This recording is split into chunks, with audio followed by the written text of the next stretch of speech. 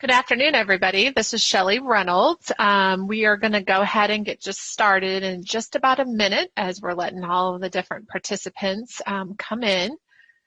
Please know that we are doing this as a webinar feature, so the way that you'll interact with us is through the chat or the Q&A. That's a little bit different than we normally do things, but our numbers have gotten so big, which is really exciting. It's the easiest way to be able to run this successfully. So please say hi over in the chat. We'd love to hear from you. You know, we love the interaction and the engagement, which is the one thing that we're really sad about not being able to meet in person. We're really excited about our time together with you, and we really appreciate you carving out time in your day to be a part of this showcase live.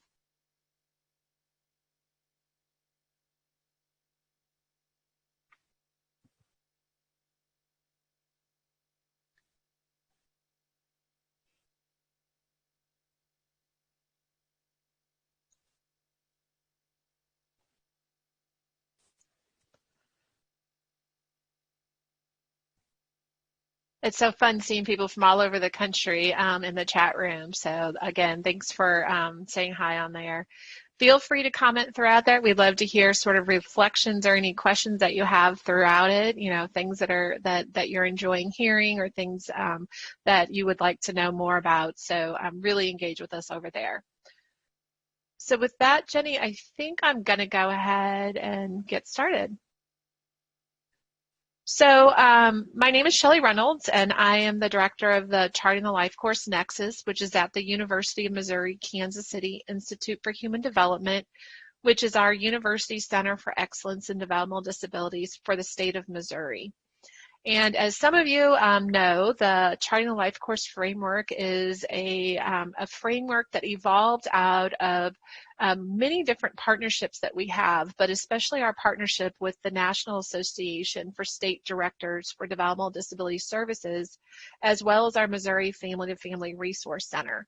So over the last 8 to 10 years, we've been working with stakeholders in Missouri and around the country to develop key principles really to drive our work.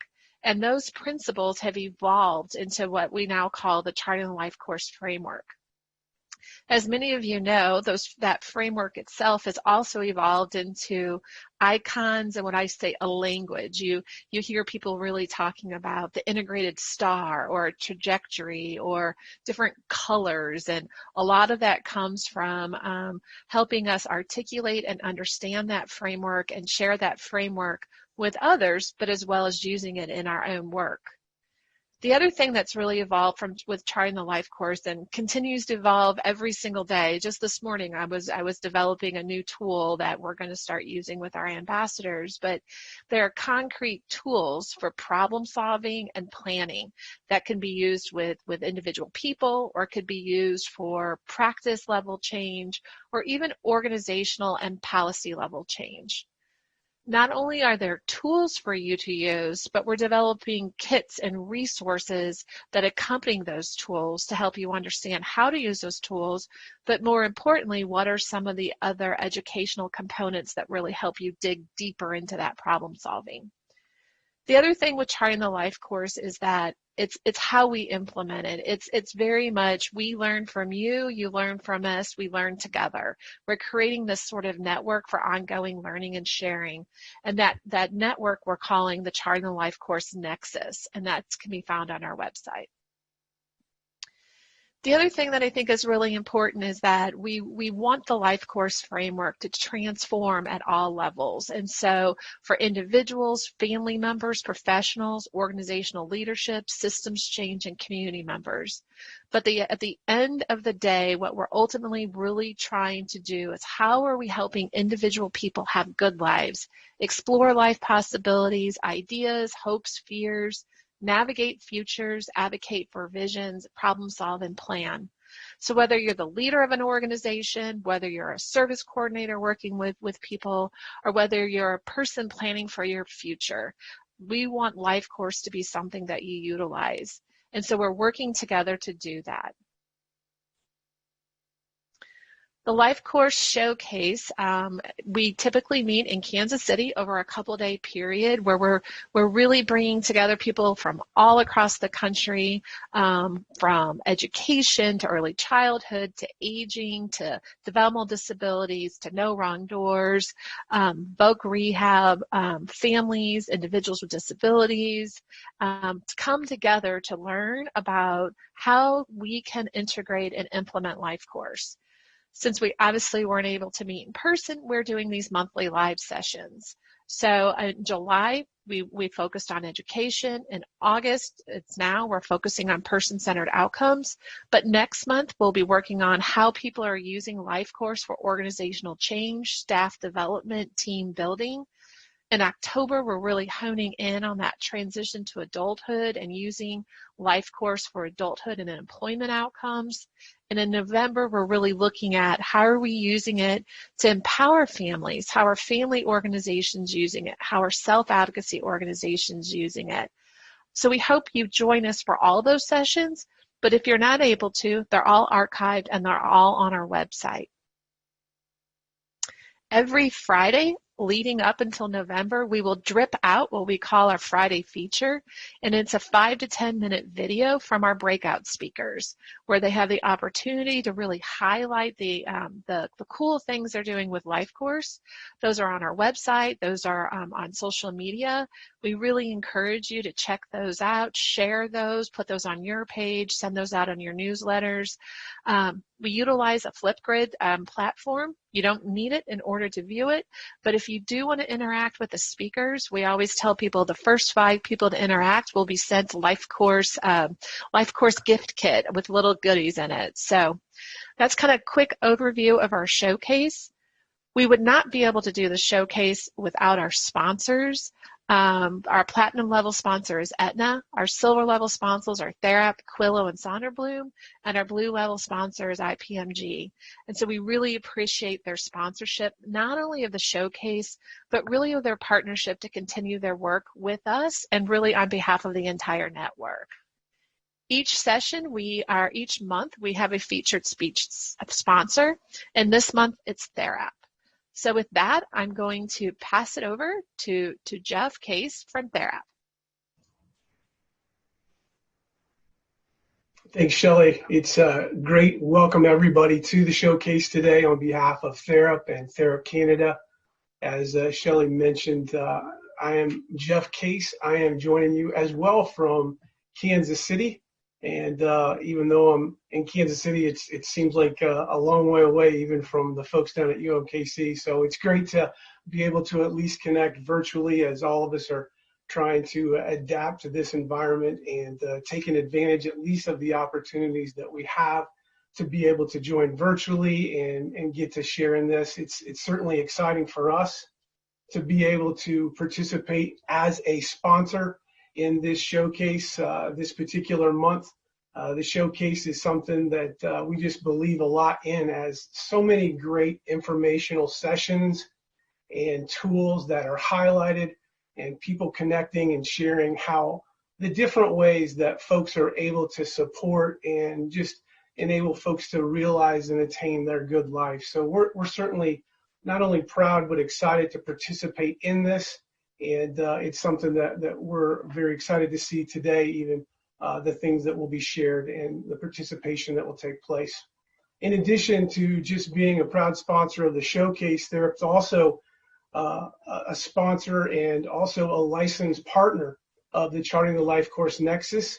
It's something that we certainly believe in. We see the value and just the ability for folks to take the framework that the Life Course provides and be able to incorporate that and use that in so many different facets. It's something that we have strong convictions about as we participate in this. I myself am an ambassador, and another one of our ambassadors is going to participate today. But we've taken a whole group of folks through the ambassador training at Therap, and we actually have another group that's going through it right now. And it's something that, again, we just believe in and think that it has this transformative quality that as folks get the actual framework and the tools that are associated with it, that it truly can be a transformative tool for folks to use. So we're certainly excited to be a technology partner and somebody that fully embraces this and continue to incorporate it into our solution. Just a little bit too about our solution. I want to make just people aware of, if they're not, we have a solution that really has different facets and tools that are available for folks to use. We have a solution that's available for oversight entities. We have over 20 state government entities and contracts that we partner with for folks to be able to use us. A whole bunch of different elements of that we certainly be glad to sit down and find out what aspects of that might be a solution for you to use, or to give you more information if you have consideration for that. So if you have any questions about that, it certainly is a tool that we see many benefiting from across the country.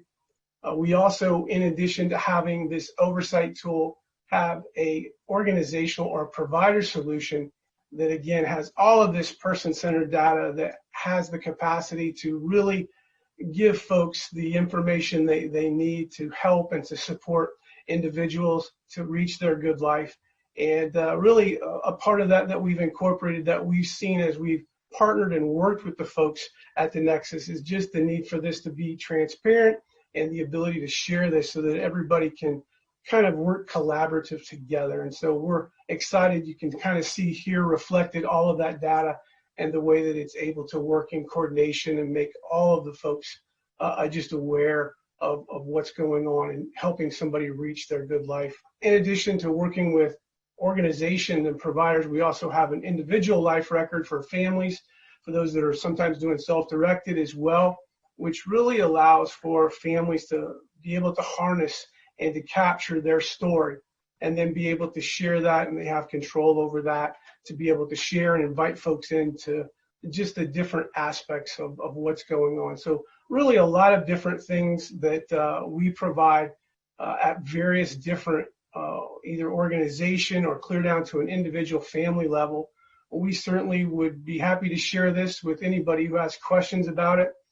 There's a lot that is available off of our website for both in the U.S. and Canada at the available websites you see there. So if you have any questions about any of the details or information that I'm sharing here in these solutions, please reach out to us. We'd love to just share you more about the different solutions that we provide. With that, again, we're so proud to sponsor this particular month's episodes of the Life Course. I'll turn this back over to Jenny. We're excited to see what takes place today. Thanks, Jeff. Really appreciate Therap and their sponsorship and their partnership with the LifeCourse Nexus. So, hey, everybody, my name is Jenny Turner. I'm so excited to be here virtually with all of you. Like Shelly said, the showcase is our favorite thing every year. I will never forget the year that she said it's like a big family reunion when I first started with the Nexus, and I was like, I've never been to a conference that's like a family reunion, but it really is. It's an opportunity for this network of innovators and early adopters and people who are really committed to supporting individuals and their families to have good lives, to come together and talk about how to do that. One of my favorite things about the showcase is that it truly is a showcase. We are not coming to you to say, here's all of the knowledge that we have as the Nexus. Instead, we want to create a space where our affiliates and our partners and our ambassadors and our early adopters and our champions can really showcase the great work that they have done and are doing, and that we can learn from each other in a real collaborative network way. So before we get to our panel today, we do have a couple of exciting updates from the Nexus that I want to share with you. Again, that's something else that we would typically be able to do together if we were in person. It's an opportunity for us to showcase a little bit about what we're doing behind the scenes as the Nexus team. And we have a new tool or new-ish tool that we've never actually publicly said, hey, this is available. So we wanted to highlight the Charting the LifeCourse Goal Attainment Tool that is now PDF fillable and available on our website. And I'll get that link to you guys here in just a second. But I am really excited about this particular tool. It's one of my favorite tools actually that Jane and the team have worked on with the collaboration from the field and our network, as everyone kind of said, you know, Jenny, you know, Jane, and you know, Shelly, and everyone on the team, we have this great vision, right? We do a trajectory, and we maybe even do a planning trajectory, and we use that middle column to talk about what our short-term goals are, and we do a star to think about what are the strategies for how to get there. But how can we have a more transparent and collaborative, I love that you use those words, Jeff, a more transparent and collaborative way to really track our goals and to track our progress and to link that vision back to those short-term implementation strategies that we're using in order to reach that vision that we're trying to get to. And so I'm really excited about this tool, which you can see is an opportunity for the team to agree on what is the step that's going to help us reach that vision, and how are we defining success as to what that step looks like. I think oftentimes, and those of you that I've had the opportunity to meet, you know that I wear sometimes a provider hat, because that was the world that I lived in for a long time. We didn't always agree as a team, or we didn't always talk about what does success mean. And so we're all marching towards the same goal, but what I think is achieving that goal might look different than the DSP, which might look different than the mom, which might look different than the individual and the nurse and all of the people who are involved in really supporting that person to reach their vision of a good life. So this is an opportunity for the team to say, what does success look like? How are we going to know when we've reached that goal? And then as we track along the implementation and really working towards that, what are we finding out about our strategies that's really working, and what are we finding out that's not super successful? So I just have a quick, I think stories are always helpful. I have a quick, brief, personal example here that I'd just love to share with you. And I'm just noticing that I didn't put my date on there. So the provider hat in me is totally failing because I don't have a measurable goal, right? Because I don't have that achievement date. But my goal is really to run a half marathon. And so as I think about using my star, my vision for a good life is to be healthy, to be fit, to be able to do the activities that I want to do. Someday when we can travel again, I want my body to be healthy enough to take me up a mountain. So I think about what are the different strategies and who are the integrated supports that I can really leverage to achieve that goal. And you can see those listed down here. It's technology to download an app and follow a training plan. It's my friends who will run with me on Saturday mornings when I don't feel like it. It's a running group down the street that we can, physically distance run together. They push me to go farther than I really want to go. It's my insurance that lets me get a massage once a month because running hurts. And so as we think about that, I've been able to define out, here are my expectations, and here are how these integrated supports are going to help me to reach that. And I've been able to track and say, when it's really hot outside, I don't do as well. When I carb load the night before a long run, things go great. And so if there were folks who were part of my team and helping me to walk towards this goal of running a half marathon, this is great information for them to know as they support me towards that goal. This is just kind of a silly example to share how this tool can be used in a lot of different ways, and it's available for you on our website. It is part of our foundational toolkit now at that person-centered tab. So if you're looking for it, you can go to lifecoursetools.com, go to LifeCourse Library and go to Foundational Tools, and you will find this awesome, exciting resource there. Again, in a PDF fillable format, because you asked, we answered, we heard. So we hope that you'll jump on and grab a hold of that. We wanted to highlight that particular resource this month because we are talking about everybody's favorite hot topic right now, person-centered outcomes.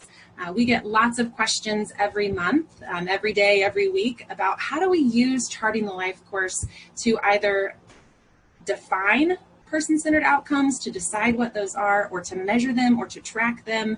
And so we're really excited for our panelists to join us as they are going to share really what they have done at all levels. I love that Shelley talked about that as well. Really the ultimate impact is the good life for the individuals, but how have they implemented Charting the Life course within their organizations with support coordinators and at a report and data level with individuals and family members in order to impact, to develop and track and measure person-centered outcomes. So as our panelists jump on, we're excited to have them highlight the awesome work that they are doing. And we will start off. The first question that I have is, would you just tell us a little bit about who you are and what you have done at your organization. So I'm going to ask Jim and Rachel to first just introduce yourselves and tell us a little bit about how you have used Charting the LifeCourse related to person-centered outcomes. Thank you, Jenny, and hello, everyone. We're really excited to be here today. My name is Jim Schu, and I'm the Director of Supports Coordination at Service Access and Management. And my co-presenter is Dr. Rachel Bernini, who is the Deputy Director of Supports Coordination at Service Access and Management. Just a little bit about us. Service Access and Management, or SAM as we're known, provides a wide variety of case management services, including mental health, early intervention, long-term living, and services to individuals with developmental disabilities. Our project involved our case management, or as it's called in Pennsylvania, supports coordination for individuals with developmental disabilities. SAM provides supports coordination in 22 counties in Pennsylvania and 7 in New Jersey. We have a staff complement of over 240 supports coordinators, supervisors, and directors. And we're really fortunate that we get to touch the lives of over 8,000 people across Pennsylvania and New Jersey annually. A little bit about the project. So we have looked at the current supports coordination compared to a new position that we envisioned called a community specialist, which really relied heavily on the use of the LifeCourse tools. And I think it's important that I give a little bit of background on why we got there and a little bit on the background in the PA service system. So in Pennsylvania, individuals can be eligible for supports coordination while waiting for funding for specific services. Currently, there are 12,000 people on that list, and we wanted to explore what we could do differently for people on that waiting list. So normally or traditionally, outcomes for individuals who were waiting for those services really focused mainly on health and safety. While the community specialist still monitors health and safety, we wanted to concentrate our efforts on outcomes, even without funding, on how we could support individuals in developing a vision for a good life with the use of the LifeCourse tools. Thank you. Awesome, Jim. Thanks so much. We're looking forward to hearing more about specifically what you did and excited to see, have you share with us more about that project. So I am going to ask Lauren Wigg with Boone County Family Resources to share with us about herself and her organization and what they have done. Awesome. Thanks, Jenny. Hey, guys. I am Lauren Wigg from Boone County Family Resources, which is in Columbia, Missouri. I am a support coordinator there and work predominantly with adults who are aging, and then who also, all of the individuals I work with receive some kind of residential service. But our agency as a whole works with birth through the whole aging process. And we have, I think, about 48 support coordinators right now who work. We tend to split people up into our support coordinators and caseloads into different ages so that we can best be engrossed in all of that information and be able to help those individuals in the best way that we can. How we've kind of started using the LifeCourse is by using the trajectory tool. And what we do with that is really we send it out for pre-planning documentation so that the families have time to really sit down and evaluate that instead of just coming to the meeting and being kind of caught off guard, not really knowing what it is, us having to explain it. We send it to the individual and to the family if the individual is able to fill it out, or their team can help them, their staff, whoever is, involved in their direct life. But we really want the family to fill it out and the individual to fill it out so that we can see what is the same and then what the individual is really wanting, to really highlight what they're looking for, what their vision of a good life is, and how we can make those outcomes in their plan to help them get to what they are wanting. Thanks, Lauren. I'm really excited because we have kind of both sides of the coin represented today as we think about both developing person-centered outcomes and, like Jim and Lauren said, really making sure that we're moving beyond health and safety. We're focusing on what would help the individual achieve their vision of a good life. And then we also have panelists who have used the framework in a little bit of a different way to kind of organize information related to those outcomes that have been developed and to track and see, are we doing that? Are we supporting people in that direction? So I'm going to ask Heather Lytle from fact, it's hard for me to say the whole name, Heather. I'm going to have to rely on you to do that, to share a little bit about herself and her organization and what they have done. Okay, thank you. My name is Heather Lytle, and I am the Executive Director of FACT, Family Advocacy and Community Training, which is a nonprofit family organization in St. Charles, Missouri. In 2016, we worked with UMKC to create a study that would prove our family support program, which is a peer parent model, meaning that we hire people that have children with disabilities who then in turn support other parents or caregivers that have kids with disabilities worked.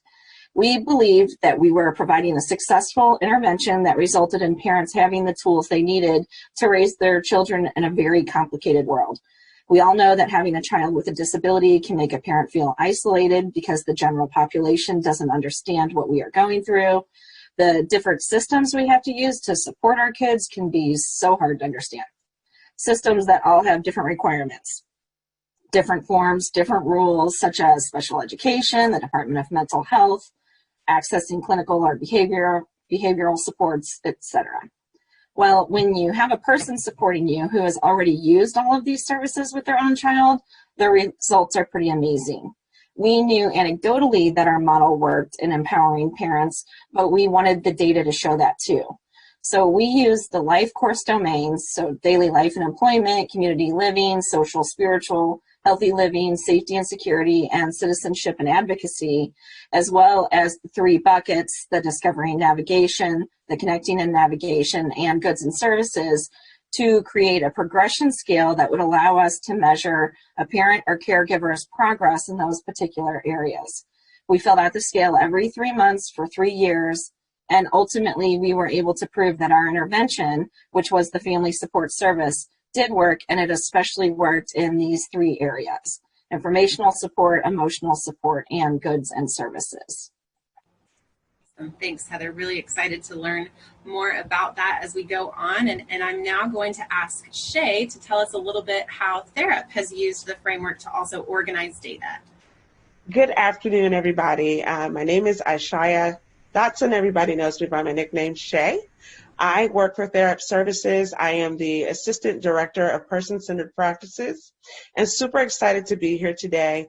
As my colleague Jeff Case spoke earlier, we are the technology partner with Charting the LifeCourse Nexus, and super excited about that. Within my role in Therap, in addition to what I do there, I'm also a certified person-centered thinking trainer.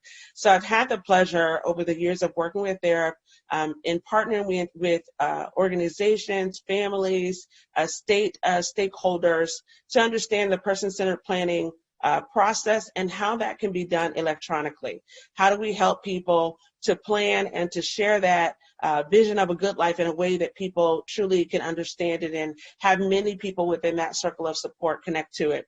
And in addition to that, our goal has been to really prove or give a place where people can see that there's evidence-based information, data that can prove that person-centered practices and outcomes truly work. So in addition to helping self-advocates, families, and organizations use the Charting the LifeCourse forms that we have an electronic module for, we also have a module that is called Data-Driven Outcomes. And within that Data-Driven Outcomes, what we are doing is, you're going through a discovery process as you're using the different framework tools from Charting the LifeCourse. So the goal is that as you go through that discovery, you gather that great information, you're able to build what we call goals or ISP programs. And from there, there's data that you're collecting to help that individual sort of measure how well that's going, what's working or not working. And then as an organization, you're able to take that data and from there to see how well service delivery model, helping people to attain what they want. So kind of tying into the goal attainment form that Jenny was showcasing, data-driven outcomes helps you as an organization to have that perspective for you to really look at the framework. So for example, if you're looking through the lens of the 6 life domains, how many of the goals that people are working on are related to that? And is the support that you put in place really effective? How well are you doing? And so I will talk a little bit more about that. I don't want to take up too much time. Thanks, Shae.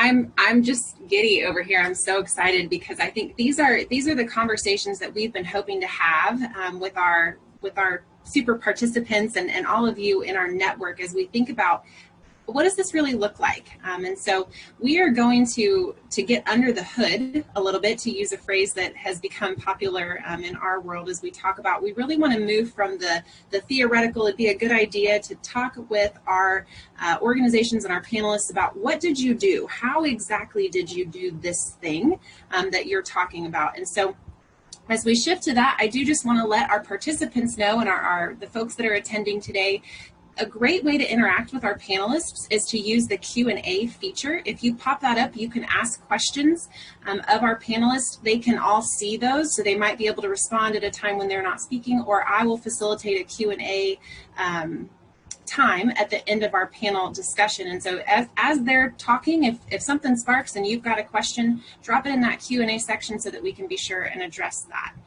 So with that, I'm going to come to Lauren. And Lauren, we'd love to hear a little bit more in detail, really, what did you do, what are you doing related to the anticipatory guidance, I like to say, kind of that outcome development and exploration and discovery process, and really what led you to make the decision to use Charting the LifeCourse in that way? So we have not really, we have just started using it and just started implementing it. So the life trajectory was kind of the first step to get all of our support coordinators' feet kind of wet and kind of into it. We attended a small conference with Shae and some other people several years ago. All of the support coordinators sat through that to kind of get us involved and jump us into the pool of Charting the LifeCourse. Then from that, we took the life trajectory tool to kind of look at what would be the best way to facilitate better discussions with families, deeper discussions about really what is the person-centered outcomes. What are those and what do they look like? The family's perspective is definitely important, and we don't want to ignore that by any means, but we really wanted to bring the individual into the forefront. So we looked at how we could do that, and that was with starting using the trajectory tool. We actually started with one form of the tool, and then that became, depending on the age group, a little more difficult to do, especially for smaller children who weren't able to really facilitate as much discussion regarding what they're wanting.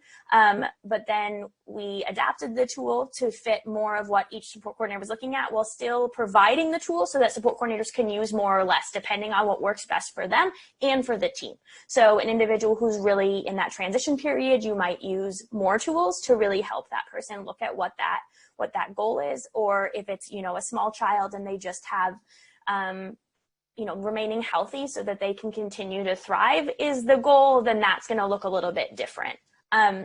So we've started there. Since then, we've created a small group of support coordinators from all age groups who are looking at taking the forms that we're required to do as support coordinators, but enhancing them by using LifeCourse, using those tools, using questions from the different age categories, and looking at the other tools that are available, the buckets, the stars, how can we fill up people's stars, and kind of enhancing the forms that we already have to use to better facilitate, again, that discussion towards person-centered planning. And then looking to use those through not just at the plan meeting, which we have been doing right now, but through the whole year. As we do our monthly and quarterly check-ins with families and individuals, we start facilitating those discussions there, making sure that we're covering all the areas. So if 1 month or quarter the star is missing, we didn't talk about one part of it, we want to make sure that the next time we're really enhancing that so that we can facilitate the discussion, figure out where the holes are,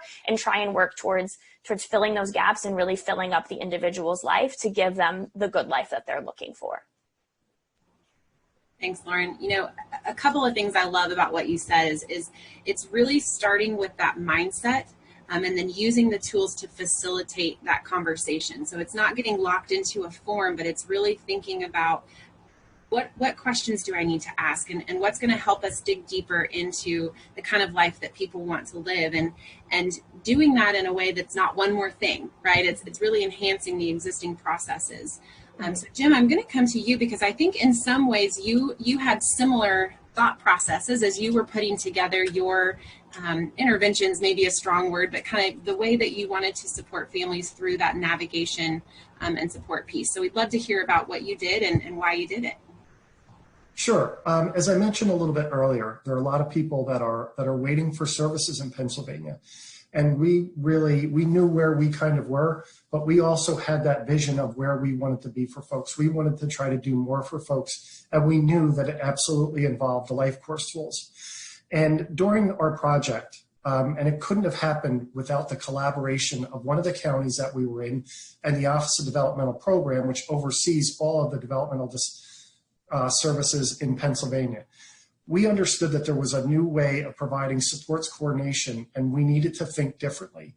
So really the first thing that we did was took out the trajectory, and we used that knowing where we were, but then knowing where we wanted to be, and built our services and built that collaborative model using that tool. One of the other really cool things I thought occurred during this process is my co-presenter developed a job description using the integrated tool. And for an example, under the personal strengths and assets, we knew that we were looking for a candidate who was resourceful and had the ability to develop relationships. Another example was the relationship-based section, and we knew that we wanted this person to have the skill sets to develop person-centered outcomes. And just kind of as a side note, as our agency began working with the LifeCourse, we realized the importance and the value of all of the tools. We actually made it agency-wide goals that every individual that came in our doors as a new referral would have a LifeCourse completed. And we also set a pretty lofty goal. As I mentioned, we see 8,000 people a year, that half of those individuals will have a LifeCourse tool completed within the next 1 to 2 years. So thank you. Awesome. Thanks, Jim. Really appreciate that. And we're looking forward to hearing kind of what the result of that has been. Like you said, a different way of doing support coordination and thinking a little bit differently about developing those outcomes and creating those plans that will really move people towards their goal. And I know Rachel's going to share a little bit about what that impact has been. So I'm going to come now to Shae to talk a little bit about it and help us get under the hood of what it looks like. You know, now we've got these great plans. You know, Jim and Lauren, they're talking about the plans they've developed and how do we know that they're working, Shae? Absolutely. So that is where the use of, as I said, you're going through and you've got these tools and you've captured great information. But using data-driven outcomes helps you to really be able to see what is the impact of the supports that you are offering. And so through our business intelligence platform, we walk agencies through the process of how do you develop those particular domains.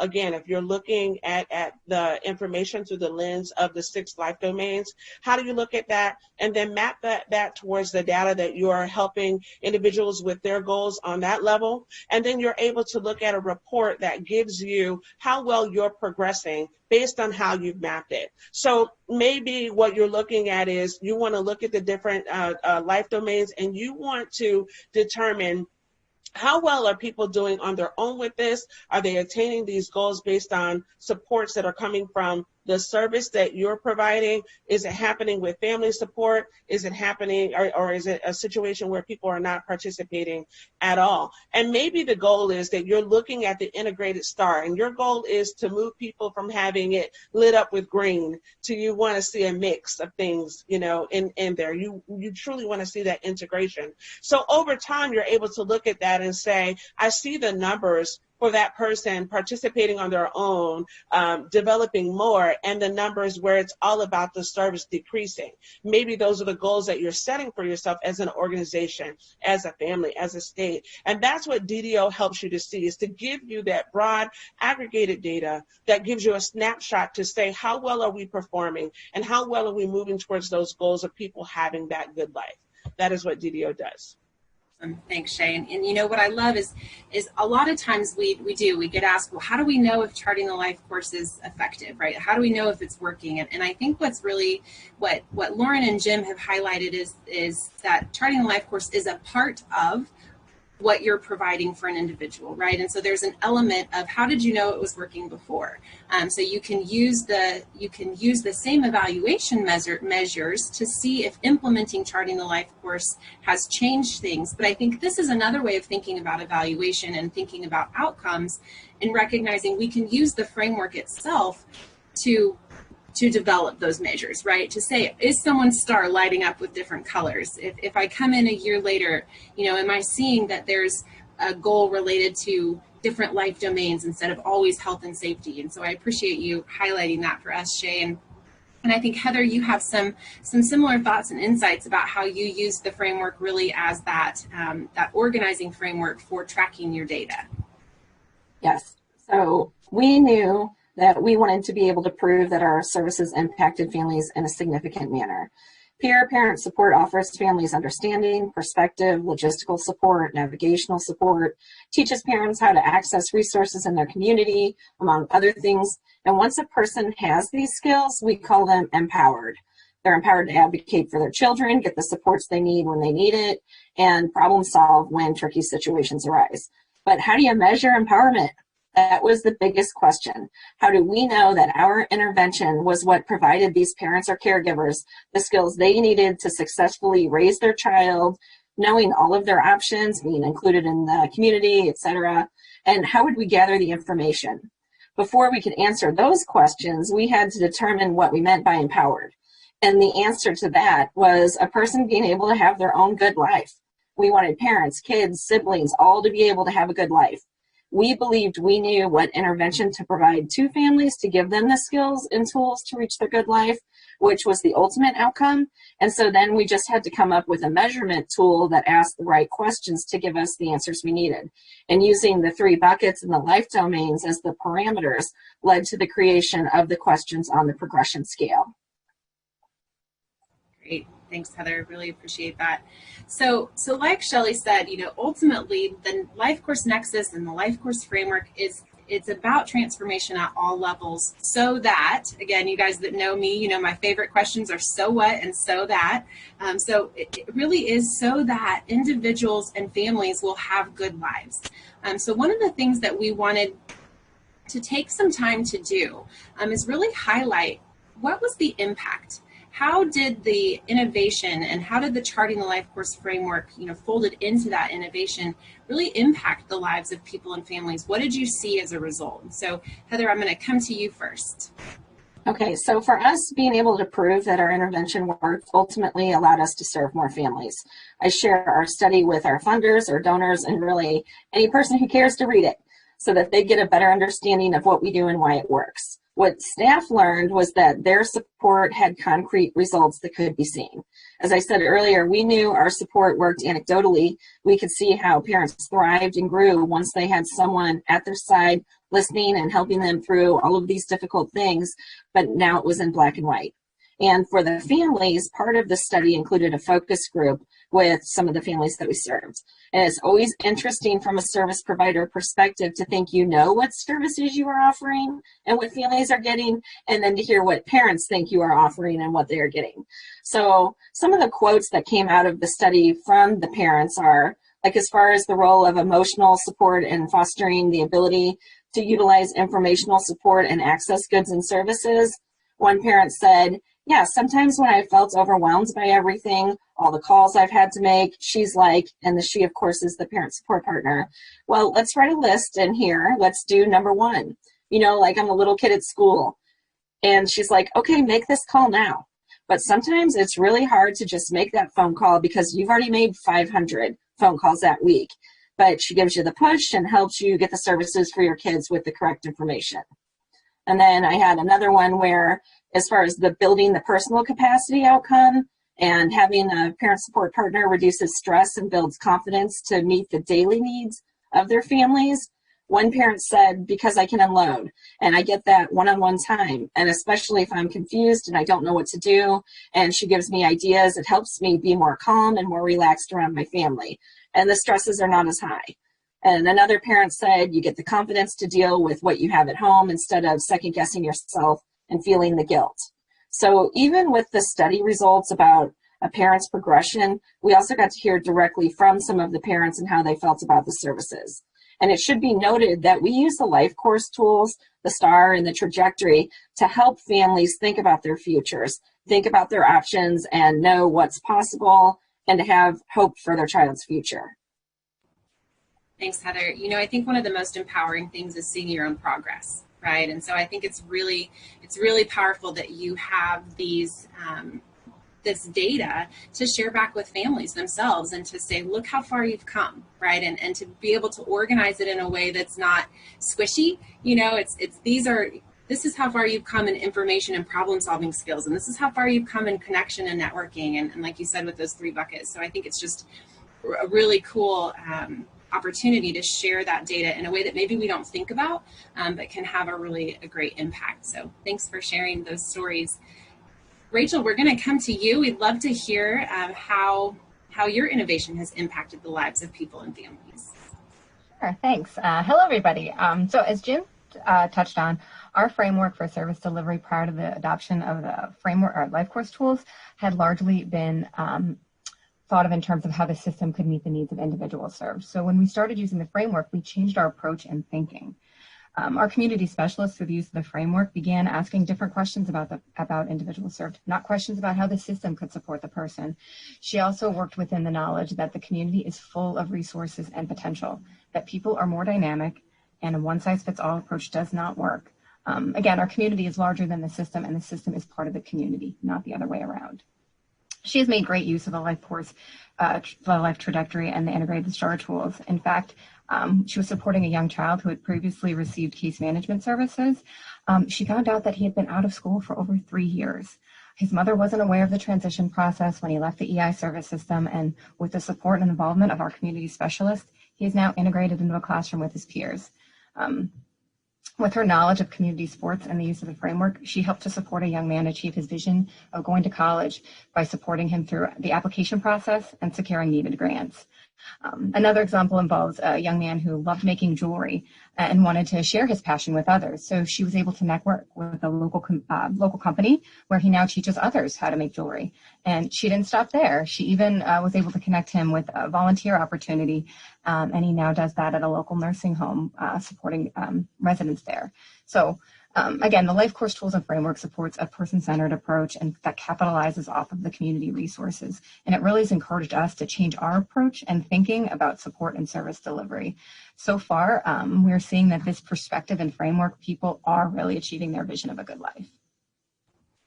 That's awesome. Thanks, Rachel. And you know, I think sometimes that's an important distinction is we start tracking different things, right? We start really thinking about, are people not just healthy and safe, but are they happy? Are they doing what they love? You know, and that I think is really getting down to that person-centered outcome conversation of really making sure not only that we're identifying and supporting people to share and articulate what that is, developing supports to put that in place, but then really highlighting that is the outcome, that people are living the life that they want to live. So appreciate you sharing that. Lauren, we'd love to have you tell us some stories about the impact that you've seen at your organization. Yeah, so we, of course, see lots of things when we bring the tool to the plan meeting and we ask, what's your vision for a good life? I mean, you get everything and anything as a response. Usually when you ask an individual, it's quick, short responses like, I want to be happy, I want to go shopping, I want money. But then we get, I talked about it in my Friday feature, but I have an individual I work with who always says he wants a cheeseburger, no cheese.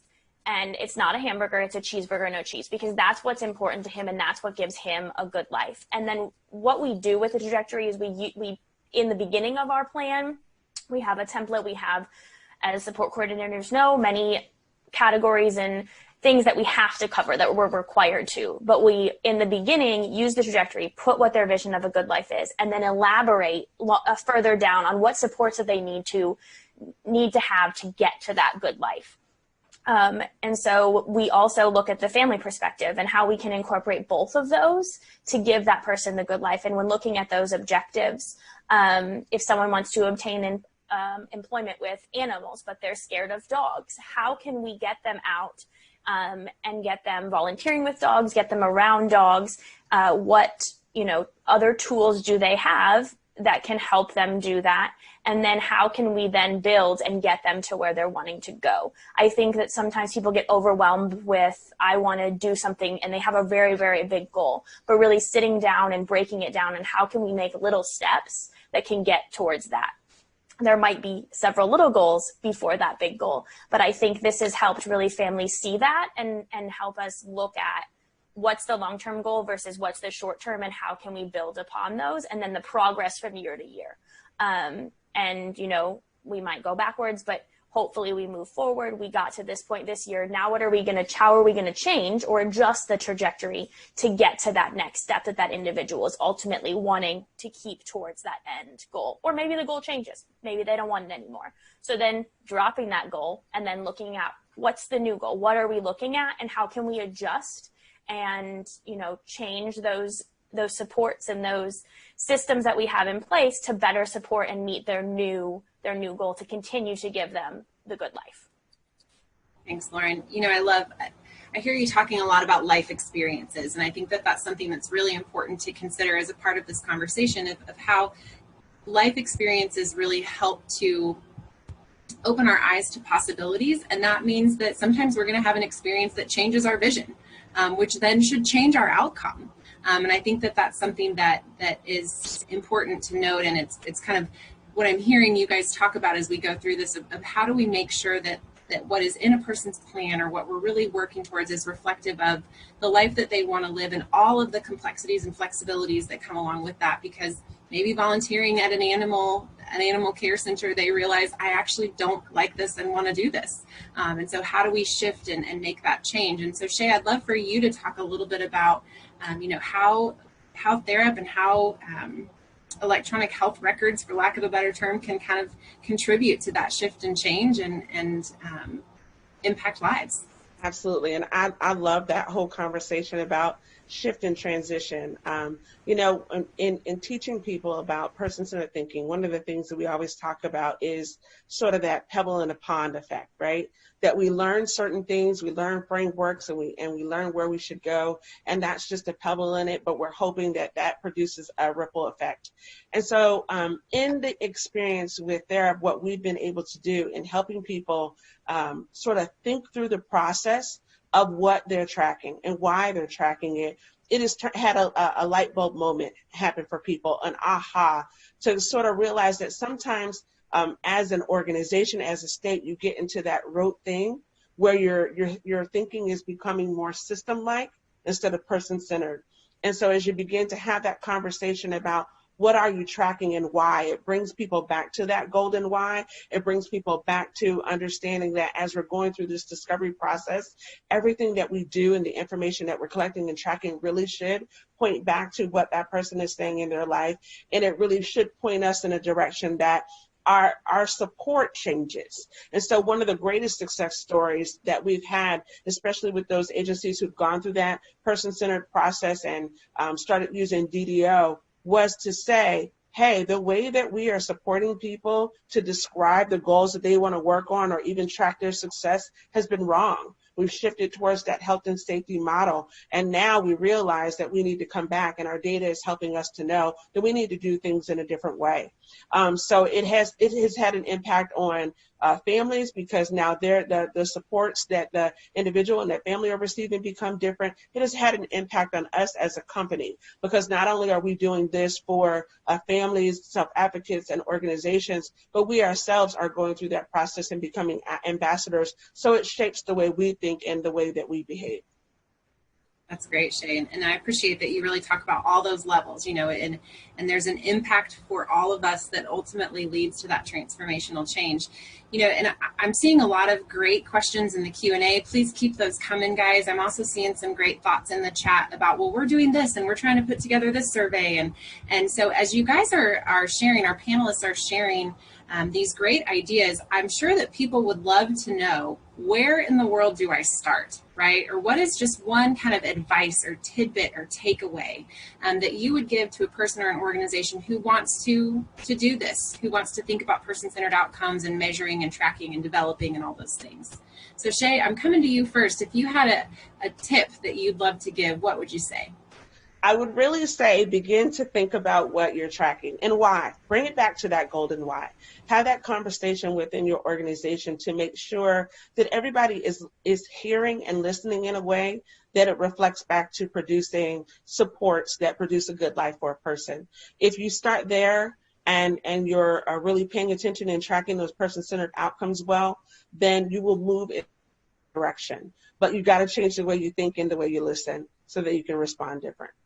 That's great. Thanks, Shae. And I love just the examples that you and Heather have shared about how you can use the framework as a way to kind of organize what you're tracking and why you're tracking it. And many of you have mentioned the STAR and the domains, and I think that those are great places to start with what information are we really gathering and what is it telling us?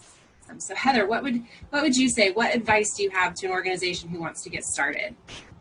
Well, I would say that if we all believe that people with disabilities should have a voice about decisions in their lives, if we believe they should be included in the community, have access to everything everyone else does, and be able to work, live, and love as they choose, using the LifeCourse tools is an excellent way to plan, include goals, and recognize what might be missing from a person's life. So just choose. Use the domains as a parameter, pick the STAR, the trajectory, or both, and just start.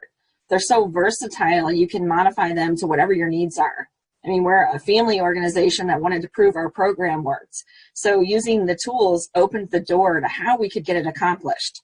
I mean, I don't want to say that without them, we never could have come up with a scale, but having them made it so much better because all of the thought and effort that went into creating the domains and the buckets, what matters in a person's life and why it matters, is all philosophically what my agency believes. So we were able to just jump right on board. And when they say it's a framework, that's exactly what it is. We can all modify how we use that framework to fit our own needs. I love that. Thanks, Heather. And you know, we say around our office a lot, throw the dart, right? And so that's kind of what I hear you saying, of just kind of pick something and throw the dart and see where it gets and be flexible and adaptable along the way. Because like you said, it is a framework. It's not a checklist. And so how can we really use that way of thinking to guide our activities? So Rachel, I'm going to come to you with the same question. What would you say to folks who are wanting to get started? Sure. So kind of like Shae said, really start asking questions and whether you're starting to use the framework or considering what next, keep asking questions, challenge the norms, and don't be afraid to think that there's a better way. We knew that when we were introduced to the tools, we wanted to use them, but we weren't sure how. So again, like Jen said, we partnered with stakeholders and started to use them ourselves. From that very moment, we started questioning the status quo and began developing our vision of a quality service. So flash forward 2 years later, we're still asking questions. What's working? What's not working? What do we need to change? How can we replicate the use of the framework elsewhere?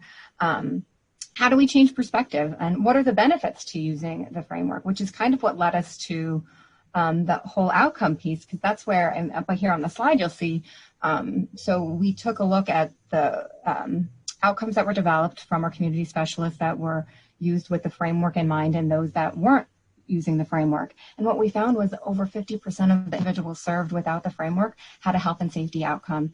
Whereas when you look at the work that our community specialists did, it's more colorful, right? And really thinking beyond those health and safety and really getting at what is that vision of a good life for somebody. So again, through asking those questions, we have a better understanding of that, and it really driving us to keep moving forward. And on the next slide, so what difference does that make? Certainly, we have some sense that there's, broader outcomes for individuals served, and they're a little bit more unique. We also saw that people with better or more person-centered outcomes with that framework, we're getting 5 hours worth of service per month as compared to 3 hours worth of service. So are there better relationships? Does the framework help foster that, help foster clear direction in terms of supporting people through, helping to help them achieve their everyday life and their vision of a good life? I don't know, we don't know, but again, that's on us to keep asking those questions. So just like we're asking ourselves questions, I encourage you all out there to be doing the same and keep challenging ourselves so that we can really just foster growth and development throughout. So thank you. Thanks, Rachel. Appreciate that. Lauren, how about you? What would be your tip or trick that you would share? I think don't be afraid. I think you have to start somewhere. And if it doesn't work, how can we adjust it? How can we make little adjustments or some big change, but also that they're a tool. They're not a requirement. I think support coordinators, we get a lot of requirements. We have a lot of forms that we have to do, and just giving us one more form, I don't think we embrace it as much as it being a tool, something to help us to enhance all of those other forms, all of those other things we have to do. This is a tool to help grow and help develop those client-centered outcomes and, really make what is the person wanting, what is that good life, instead of just checking all the boxes. Yes, I included this, and yes, I included this. It's really looking at what is the individual wanting, what is that good life, and how can those tools help to enhance the documents that we have to and are required to create. Absolutely. Thanks, Lauren.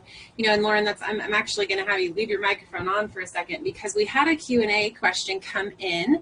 And guys, feel free to keep dropping those in the Q&A section and in the chat. But one of the questions that's come in is, how does LifeCourse really integrate with those regulatory requirements? And so you mentioned, thinking about how the tools help to facilitate some of those required pieces. Can you talk a little bit more about that and what that looked like at your organization? Sure. So that's what we're really trying to do right now. We obviously took the trajectory and we implemented it into the plan, and I spoke a little bit about, including the good life in the beginning and then integrating it into the rest of the plan. What we're doing now, or looking to do, is taking some of the questions. We've looked at the quick guides that are available on the website and the life domains, and looking at various of those resources that are available on the website, and then looking to enhance, like I talked about in the last segment, our forms. So we have a required form. I won't give you the ridiculously long name of it, but basically every month if they receive residential services, and then every quarter for anyone else that we have to complete. It has 5 categories, and we have to speak to each of them. What we've done as support coordinators on this small group is to look at these tools that are on the website and to look at facilitating specific questions for those categories to facilitate bigger discussions with the individuals when we're meeting them with them, instead of just asking a question, do you feel safe in your house?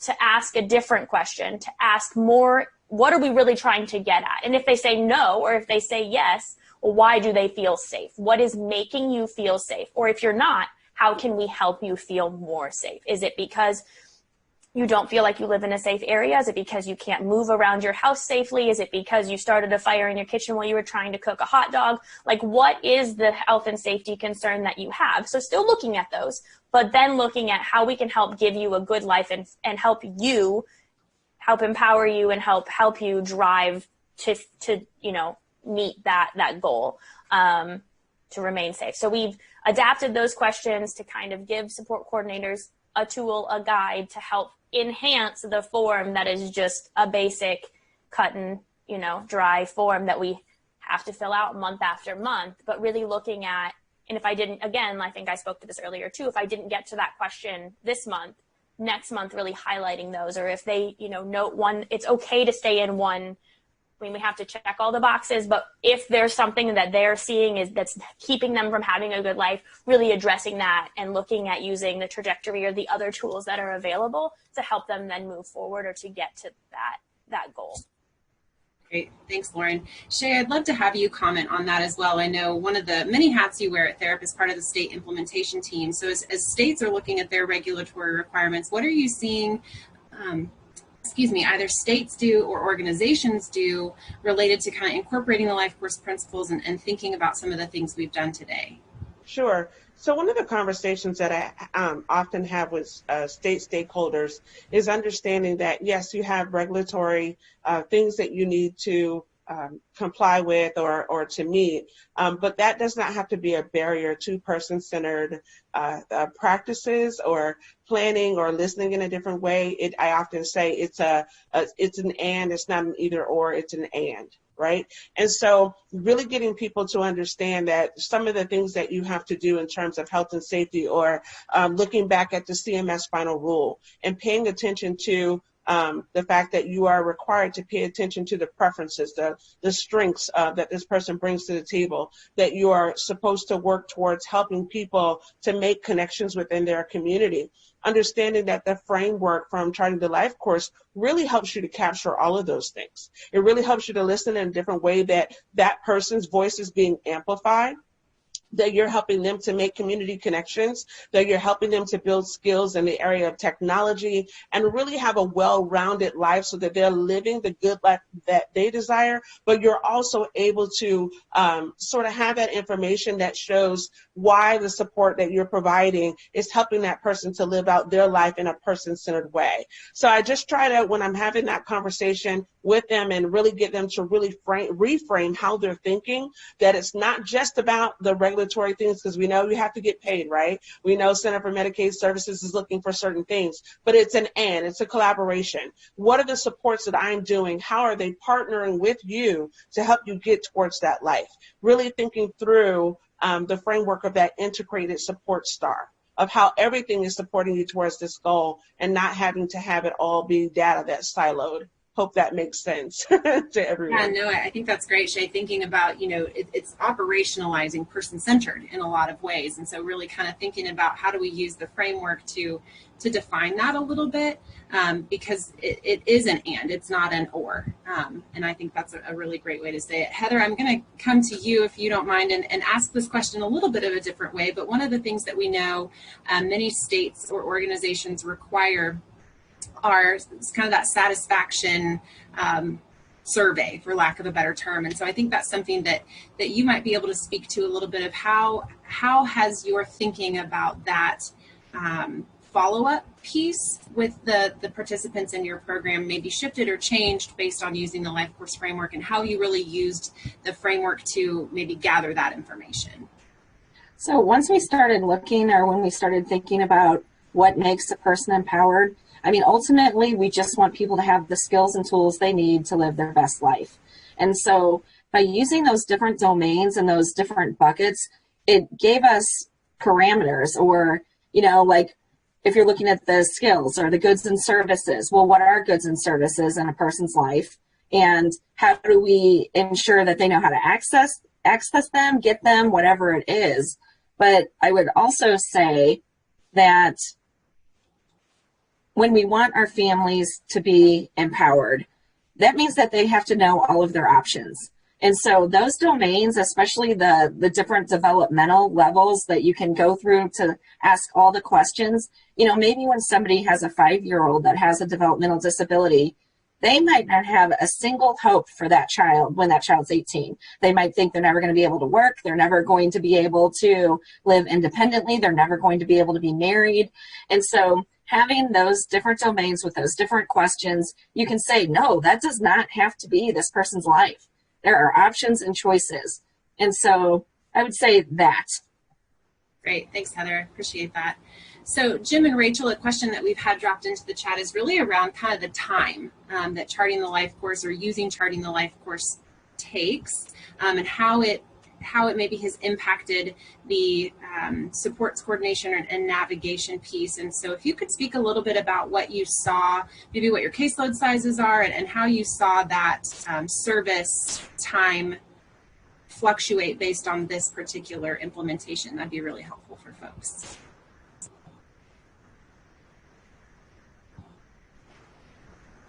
They're deciding who's going to. Yeah, I got it. Sure. I'm Okay. in. So our caseload sizes are somewhere between 40 and 45. And we really, on the front end, really work to help partner and, kind of what Lauren was talking about, like the structure of the system and the required forms and what that looks like, and really creating, helping them to see, and helping our staff to see how those the tools can really enhance those pieces of what's already required. So really helping them to see that. So at the end of the day, it actually made it easier, and it made it, it was more effectively use of time, more efficient use of time, because they weren't struggling with finding, well, what do I put here? Well, you've already had such a great dialogue that you already have all of that information now that you can incorporate that into that living, breathing document and that plan. So for us, I think it just really helped us to support that idea of working smarter, not harder, and really at the end of the day, just providing person-centered support to individuals. So I don't know if there was another part to that, but I think that, or Jim, if you want to jump in. If I just can add, as I mentioned, we really compared this position to our supports coordinators that we have now. And when we look at the position, we kind of get a sense that our traditional supports coordination is really a lot more compliance based, where we think, and we see that in when we have a new referral come in the door, the difference of what a normal individual service plan looks like without a LifeCourse tool as compared to one with. As Rachel said, the dialogue is a lot deeper. It's a lot richer. It helps us develop better, more thorough plans. So that time up front is really, really valuable. And I did see another question on there about the amount of time going from maybe 3 hours with maybe looking at a general or a regular supports coordinator. That extra time is really that dialogue. It's really those community resources. And that's not saying anything wrong with the normal supports coordinator. It's the way we've normally done it. But I also add that community specialist is embedded where our supports coordinators are. And they're a tremendous resource because of the use of the LifeCourse tools and really kind of rubs off, if you will, with the other supports coordinators. Great. Thanks, Jim. Appreciate that. And I think to that point, Lauren, you guys have started thinking about using that, the domains and sending out some of those quick guide questions. That's hard to say 3 times fast. Quick guide questions in advance of some of those planning meetings to maybe give some folks some time to process that. So I don't know if you can say just a little bit more about that. That would be great. Yeah, sure. So it's still in the beginning processes, but what we've been doing as a team is really looking at which quick guide questions can help us to cover all the categories we need to, but also to facilitate those deeper discussions. So looking at the domains that we need to cover on our end, and then looking at those questions. There's some really great questions in those quick guides that help, I think, and I've experienced in facilitating deeper discussions with families, questions we don't necessarily think of. And then how can we start that gap that we've had, and I should have talked about this earlier, but is transition. So starting those processes earlier. It's never too early to start talking about transitions. Who's going to take over guardianship? Do they need one? Schooling, a job like I spoke about, and to facilitate those discussions earlier. So looking at some of those questions and how we can put them in an earlier planning instead of catching families off guard, like your son's going to graduate in 6 months, what are we doing? We do try to, start those earlier and start so we can have that continuation and to continue to ask those questions, to provide those questions. And then families can see those questions, hopefully would be our goal, and then say, hey, I saw that you put in there about a burial plan. That is something that I want to talk about this year, so that we don't have to necessarily always be the bearers of bad news or, facilitate those difficult discussions. Families can hopefully see that those are something that maybe we should start addressing, and then they can bring them to the table as well, or have the information before the meeting so that we can facilitate discussions and not have to sit and be not unable to answer and then have to come back at a later time, or families feel overwhelmed with all the questions that we're asking. So provide that information before the plan as much as we can to facilitate those discussions during the meeting, to be more client-centered and towards, what the individual is actually wanting, instead of just trying to check all those boxes and make sure that we have all of that basic information. Thanks, Lauren. Appreciate that. So we've got about 1 more minute, and I apologize if we weren't able to get to your questions. We appreciate you guys dropping those in the Q&A and chat, but we did have one last question I wanted to ask, and it comes from one of our good friends. So can someone give, and I'll open this up to any of the panelists, kind of a very quick before and after example of how LifeCourse has helped change the type of goals written into people's plans. I know, Rachel, you shared a couple of examples, but if there are others, Shae, Lauren, Heather, if you have, or Jim, if you have examples that you could share really quickly, that would be great. And I'm going to share example, but more so the framework that the agency started to use. So we had agencies who were really just focused on health and safety. They were focused on things like exercise goals that were related to diabetes management. They were focused on hygiene goals and things of that nature. And all of those things are important. We all need those skills in our lives. But in having a conversation where that framework challenged them to think and look at information in a different way, it really became about how does this particular skill that we're working on with people tie into something that's supporting a person to go towards their goals. So the goals went from things like working on toothbrushing to maybe this person is trying to connect with their family members who are now away, or they can only see them virtually. So how do we then begin to build those video conferencing skills, right? And then how does that relate to, I want to connect with my family, I want to build those social skills. It's still a part of a skill set that they need to do, but it's related to fulfillment of a dream. It's related to, in my vision of a good life,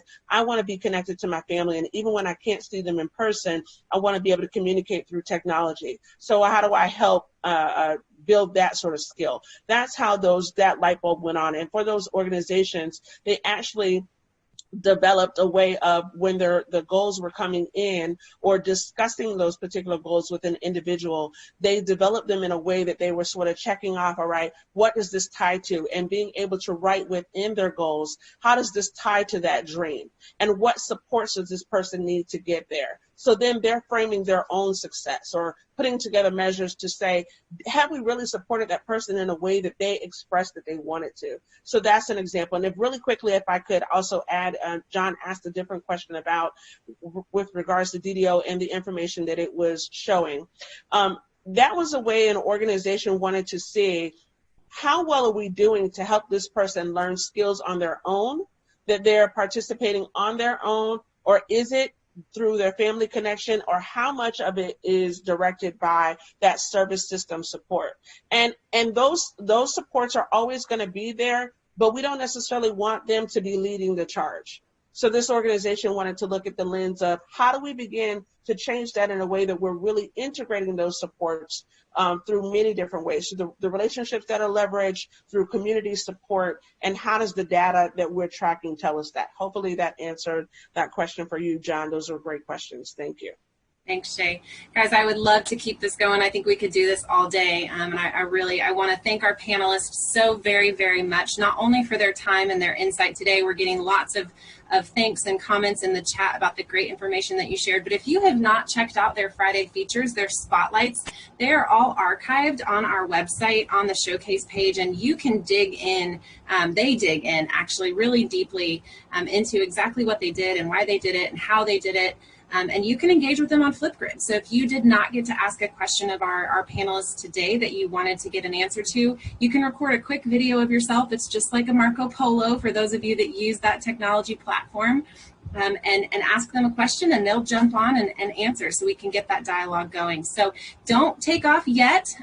We've got a bit more fun stuff for you this afternoon as part of our showcase, but I do want to thank our panelists, give them a quick round of applause, and ask them to go ahead and turn their cameras off for us as we shift to talk a little bit about next steps.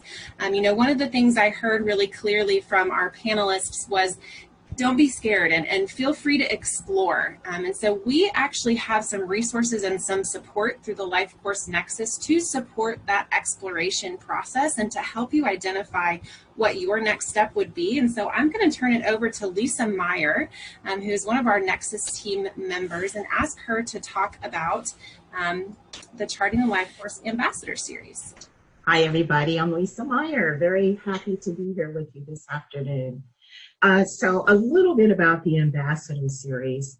When people take the series, we really look at this as an opportunity for people to kind of network and collaborate with people from similar backgrounds that have similar interests to them, and they come together for the purpose of applying the Charting the LifeCourse framework. It's really an exciting time. So the series actually consists of self-paced training modules. People get an opportunity to complete learning activities, to practice.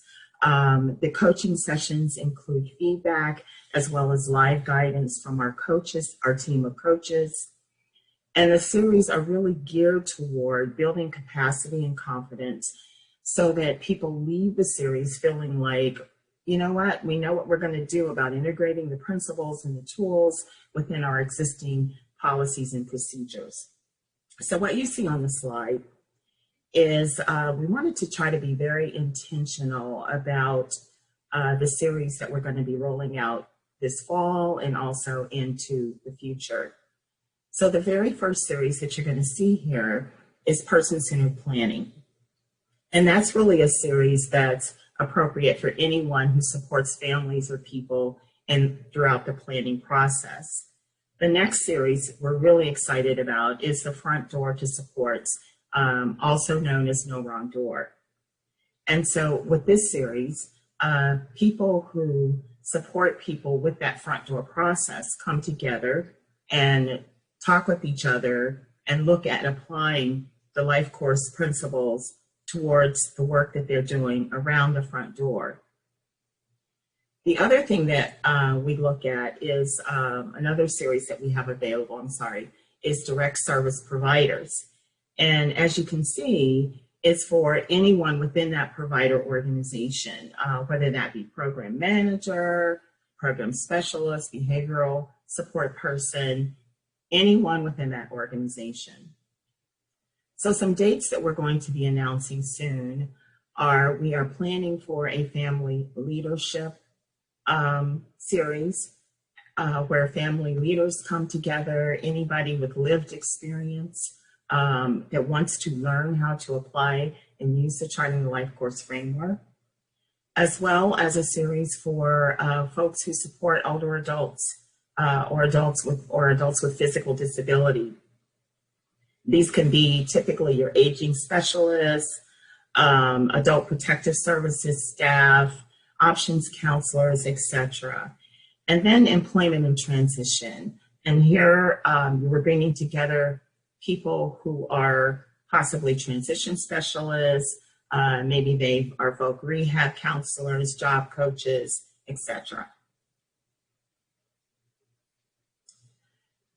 In addition to that, we will customize ambassador series for your organization. And so when you think about organization, we think about organizational leadership.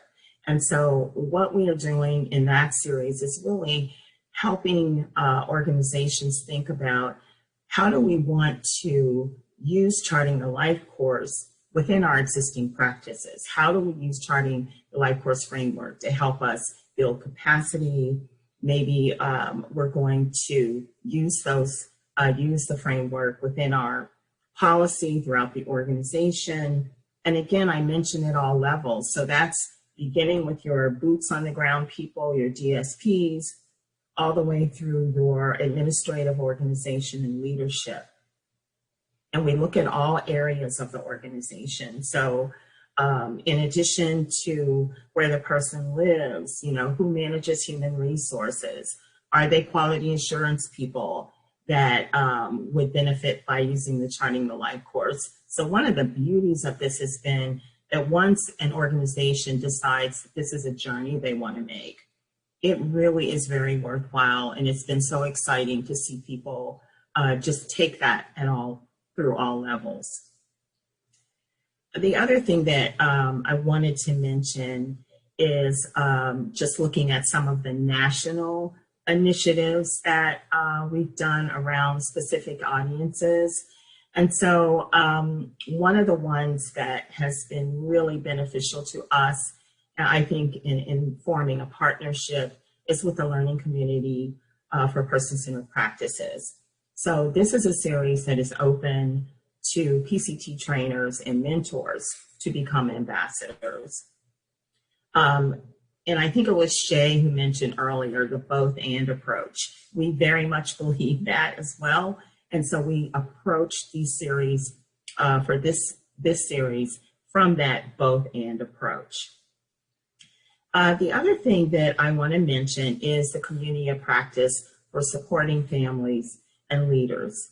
The COP series is where we are supporting state leaders with implementing ambassadors.